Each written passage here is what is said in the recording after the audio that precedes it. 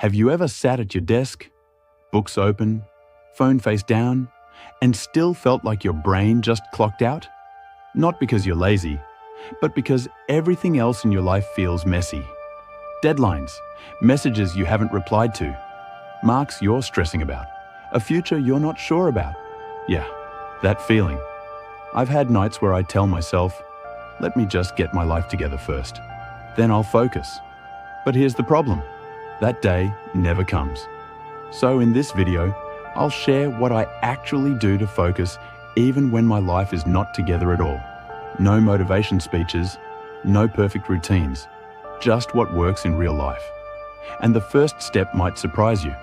Here's the truth no one tells you. Focus does not come after your life feels organized. Focus is what slowly organizes your life. Most of us make this deal with ourselves.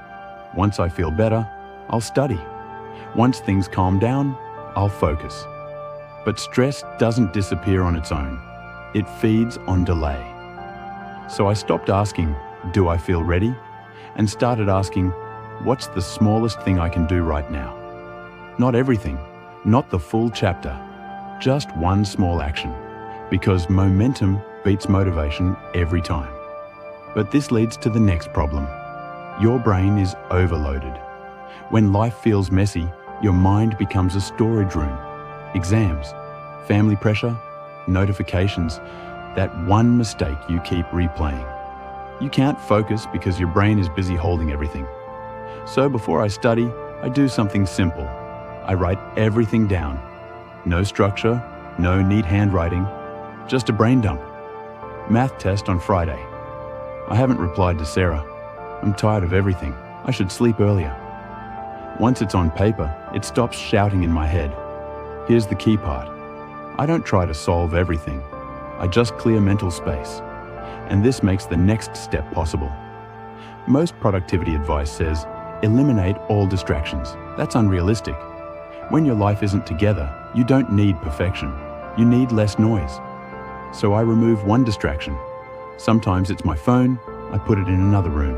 Sometimes it's people, headphones on, even with no music. Sometimes it's apps, log out, not delete, just one. And suddenly, focusing doesn't feel impossible anymore. But then comes the hardest part, actually starting. When I feel overwhelmed, I make a deal with myself. 10 minutes, that's it. No pressure to finish, no pressure to be perfect. Just 10 minutes of real focus. Most of the time, something interesting happens. Once I start, I don't want to stop. And if I do stop after 10 minutes, that's still a win. Because consistency builds trust with yourself. And when you trust yourself again, focus comes easier. But there's still one thing that can ruin everything: burnout. Here's something I learned the hard way. You don't focus better by suffering more, studying while exhausted, forcing yourself when your brain is done, pushing through every night. That's how you hate studying. So I stopped asking, how long can I work? And started asking, what's the best use of my energy right now? Sometimes that means reviewing instead of learning new stuff, watching a short explanation video, organizing notes, not memorizing progress doesn't always look impressive, but it counts. And finally, this part is important. When your life feels messy, you don't need more pressure. You need more patience. Talking to yourself like, I'm so behind. Why can't I be disciplined? Everyone else is doing better. That kills focus. So I changed the voice. I say, I'm doing what I can today. This is hard, and that's okay. One step is enough. And suddenly, focusing doesn't feel like punishment anymore.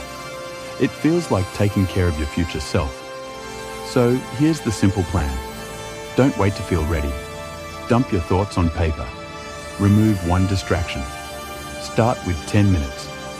Work with your energy, not against it. Be kinder to yourself. You don't need to fix your whole life tonight. Just focus on one small thing. Try this tonight, even for 10 minutes. And if you're on this journey too, you're not alone. Let's build this together.